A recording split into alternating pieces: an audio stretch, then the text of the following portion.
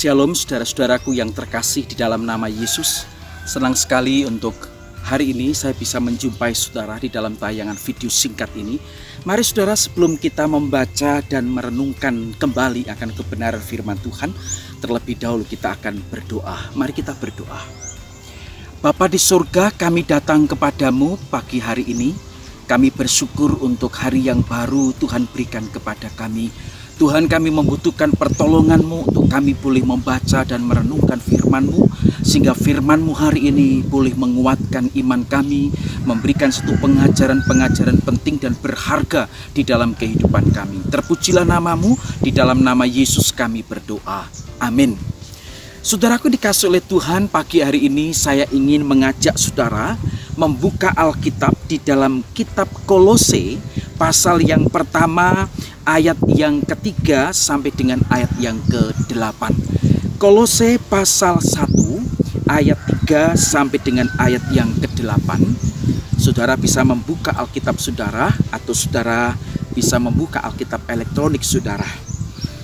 Kolose 1 ayat 3 sampai 8 berkata begini: Kami selalu mengucap syukur kepada Allah Bapa Tuhan kita Yesus Kristus setiap kali kami berdoa untuk kamu, karena kami telah mendengar tentang iman-Mu dalam Kristus dan tentang kasih-Mu terhadap semua orang kudus, oleh karena pengharapan yang disediakan bagi kamu di surga. Tentang pengharapan itu telah lebih dahulu kamu dengar dengan firman kebenaran, yaitu Injil yang sudah sampai kepada kamu. Injil itu berbuah dan berkembang di seluruh dunia. Demikian juga di antara kamu sejak waktu kamu mendengarnya dan mengenal kasih karunia Allah dengan sebenarnya. Semuanya itu telah kamu ketahui dari Epafras, kawan pelayan yang kami kasihi, yang bagi kamu adalah pelayan Kristus yang setia. Dialah juga yang telah menyatakan kepada kami kasih-Mu dalam roh. Saudaraku dikasih oleh Tuhan, tema kita pada pagi hari ini atau pada hari ini itu adalah kebahagiaan seorang hamba Tuhan, atau katakanlah kebahagiaan seorang pelayan Tuhan. Saudara sekali dikasih oleh Tuhan, ada banyak orang yang mendasarkan atau menggantungkan kebahagiaan itu pada berapa banyak tabungan, berapa banyak deposito, berapa banyak materi uang yang ia miliki. Atau juga ada banyak orang yang menggantungkan atau mendasarkan kebahagiaannya pada kesuksesan yang dia peroleh atau keluarga dan anak-anak peroleh. Apakah semua itu salah? Tentu saja tidak. Sah-sah saja saudara ketika saudara itu mengalami atau bahagia ketika mendapatkan semuanya itu. Tetapi saudara, kira-kira apa yang membuat seorang hamba Tuhan, seorang abdi Allah, seorang pelayan Allah seperti Rasul Paulus, dia bersyukur dan hatinya diliputi dengan suatu kebahagiaan? Apa yang membuatnya begitu bahagia sekali? Apa yang membuatnya dia bersuka cita? Apa yang membuatnya dia seorang hamba Tuhan bersyukur kepada Allah? Jawabannya saudara adalah ketika Paulus dan teman-temannya mendengar bahwa orang-orang percaya di Kolose semakin bertumbuh di dalam Tuhan. Di dalam bagian yang kita baca ini saudara, ada 3 hal yang membuat Rasul Paulus itu berbahagia. Yang pertama saudara adalah ketika mendengar jemaat di Kolose bertumbuh di dalam iman kepada Kristus Yesus. Itulah yang pertama. Jadi jemaat di Kolose dikatakan di dalam Alkitab ini, mereka bertumbuh di dalam iman kepada Kristus. Semakin dekat dengan Kristus, semakin memiliki hubungan yang intim dengan Kristus, semakin percaya dengan Kristus, semakin beriman kepada Kristus. Saudara, di tengah-tengah sulitnya zaman, di tengah-tengah kesulitan ekonomi yang seperti ini, di tengah-tengah kesulitan bisnis seperti sekarang ini saudara, ada banyak orang yang mulai imannya goyah. Banyak orang-orang Kristen yang mereka mulai akan meragukan imannya. Nah, mereka mulai meninggalkan Tuhan, mulai menjauh dari Tuhan. Tetapi bagi kita, saudara, seharusnya orang percaya harus semakin bertumbuh di dalam iman kepada Kristus. Itulah yang pertama, yang membuat Rasul Paulus bersyukur, bersukacita, bahagia oleh karena Rasul Paulus mendengar bahwa jemaat di Kolose bertumbuh di dalam iman kepada Kristus Yesus. Yang kedua, saudara, kenapa Rasul Paulus begitu berbahagia sekali adalah ketika Rasul Paulus mendengar bahwa orang-orang Kristen di Kolose dia bertumbuh dalam kasih kepada sesama. Saudara, bertumbuh di dalam kasih kepada sesama, khususnya kepada orang-orang kudus. Saudara, suatu kali Yesus berkata, dia menyampaikan satu firman. Dia berkata begini, "Kasihilah Tuhan Allahmu dengan segenap hatimu, dengan segenap jiwamu, dan dengan segenap akal budimu." Itulah hukum yang terutama dan yang pertama. Lalu Yesus pun berkata, "Kasihilah sesamamu manusia seperti dirimu sendiri." Di dalam Injil Matius 22 ayat 37 sampai dengan 40. Saudara, kasih kepada sesama, kasih kepada orang-orang di sekitar kita adalah perintah langsung yang disampaikan oleh Kristus kepada kita.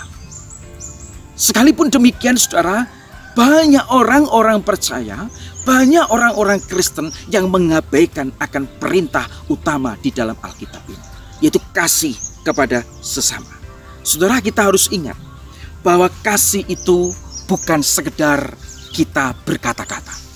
Kasih itu bukan hanya untuk didiskusikan, bukan hanya untuk diseminarkan, bukan hanya untuk dibicarakan.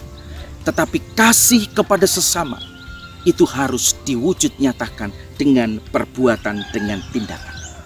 Saudara, situasi seperti sekarang ini adalah satu kesempatan bagi kita orang percaya untuk mewujud nyatakan kasih kita kepada sesama kita. Berapa banyak orang-orang di sekitar kita, saudara, yang saat ini mengalami kesulitan. Berapa banyak, saudaraku, orang-orang di sekitar kita yang mengalami kelaparan, yang mengalami kekurangan karena pandemi COVID-19 ini. Dan inilah saatnya untuk saudara dan saya bukan hanya bersimpati, tetapi kita juga berempati. Kita bukan hanya mendiskusikan, tetapi kita juga mewujud nyatakan kasih kita kepada sesama kita. Dan orang-orang Kristen di Kolose membuat Rasul Paulus bahagia, membuat Rasul Paulus bersyukur oleh karena mereka bertumbuh bukan saja kepada iman kepada Kristus, tetapi juga bertumbuh di dalam kasih kepada orang-orang kudus atau orang-orang percaya yang lain. Saudara, mari kita bertumbuh di dalam kasih kepada sesama. Yang ketiga, apa yang membuat Rasul Paulus kemudian dia bersukacita, dia bersyukur, dia berbahagia?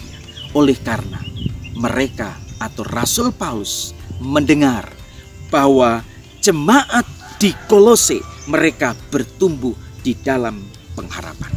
Saudara, bertumbuh di dalam pengharapan. Saudara, sesungguhnya saudara, yang membuat seseorang tidak lagi memiliki semangat di dalam hidup adalah tidak adanya pengharapan atau hilangnya pengharapan.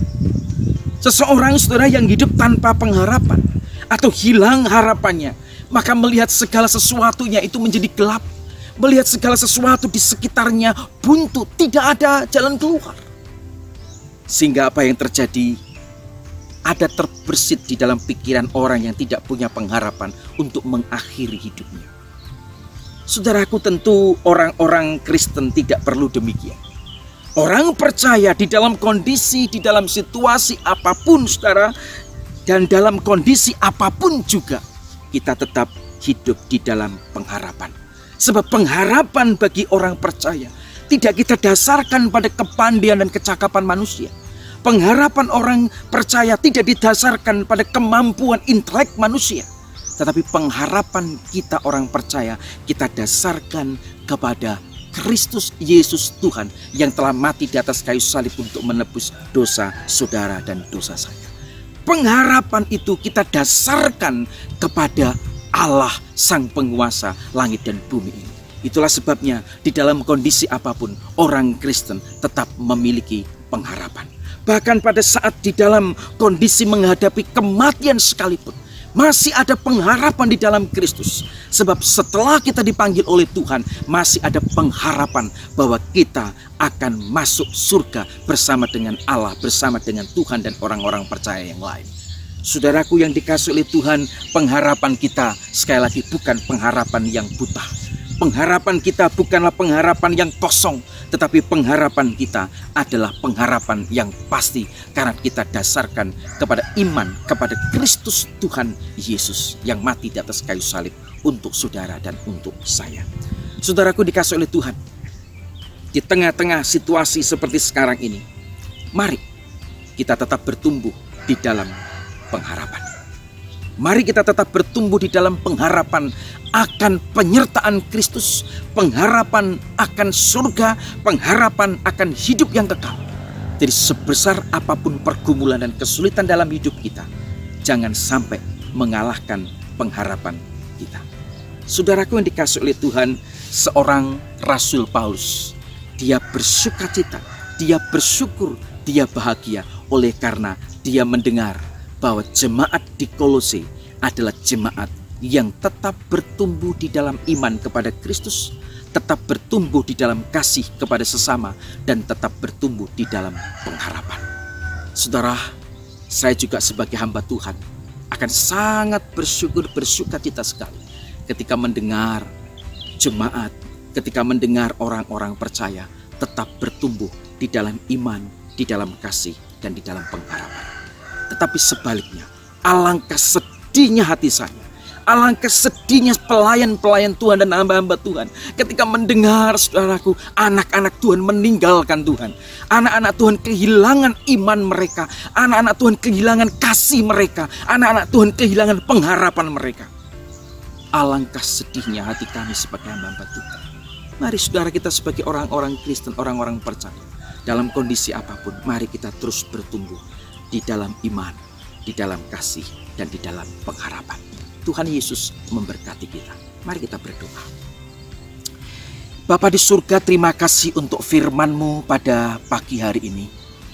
Bersyukur Tuhan dalam situasi dan kondisi yang tidak mudah seperti sekarang ini, Tuhan tetap memberikan kesempatan bagi kami untuk belajar firman Tuhan.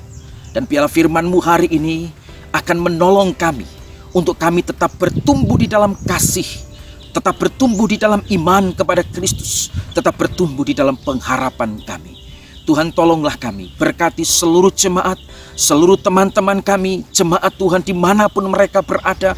Tuhan memberkati ketika mereka mendengar firman Tuhan ini, mereka boleh dikuatkan dan diteguhkan iman mereka. Berkati setiap usaha pekerjaan jemaat Tuhan, berkati setiap keluarga rumah tangga mereka tetap akan terus bertumbuh di dalam Kristus. Terima kasih Bapa, ini doa kami, di dalam nama Tuhan Yesus Kristus kami bersyukur dan kami berdoa.